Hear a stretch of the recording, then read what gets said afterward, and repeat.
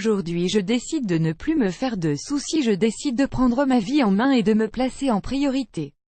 Je vais arrêter de me faire du souci et de penser à ce qui aurait pu se passer et je vais profiter du moment présent. Aujourd'hui je décide d'arrêter de me faire du souci. Parce que c'est une attitude face à la vie beaucoup plus simple que l'on ne pense.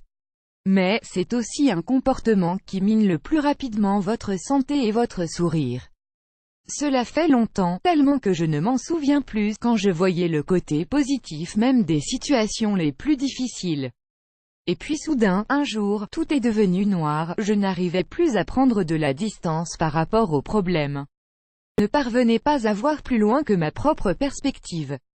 D'une certaine façon, j'avais décidé de m'en prendre à moi-même volontairement.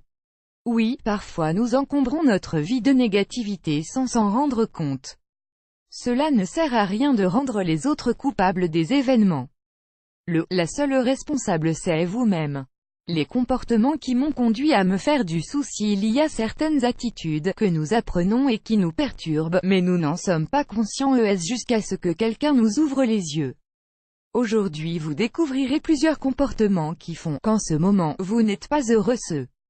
Si vous vous sentez identifié avec certains d'entre eux, c'est le moment de les éliminer de votre vie. 1. Ils sont mieux que moi. Nous comparer aux autres est la pire des attitudes que nous pouvons avoir. Non seulement parce que nous en sortirons toujours perdants mais aussi parce que c'est le reflet d'une grande insécurité intérieure. Nous ne sommes pas capables de voir les compétences qui font que nous sommes uniques, ni le meilleur de nous-mêmes. Au contraire, nous souhaitons être comme les autres, mais nous ne réalisons pas que nous ne pouvons pas faire cela. Chacun a son propre chemin. Apprenez à vous accepter avec tendresse, essayez d'arrêter de vouloir être parfait. Arrêtez de tourner en rond sans possibilité d'aller de l'avant. Croyez en vous et en ce que vous êtes. 2. Laissez le victimisme de côté. Bien que nous ne voulions pas le reconnaître, nous adorons nous sentir les victimes des circonstances et des autres. De cette manière, nous évitons de faire quelque chose pour changer ce qui se passe autour de nous, et nous nous abandonnons aux adversités. Lorsque nous faisons cela, nous évitons d'être responsables de ce qui se passe et nous renvoyons cette culpabilité à ceux qui sont autour de nous, dans le but de nous sentir bien avec nous-mêmes. Cependant, vous avez entre vos mains l'opportunité de changer tout ce qui se passe. Vous avez seulement besoin de vous lever et d'agir. Prendre à nouveau le contrôle de votre vie.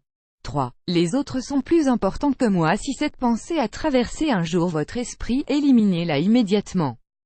Personne ne devrait penser qu'il est moins que les autres, personne ne devrait accorder la priorité du bien-être d'autrui au sien.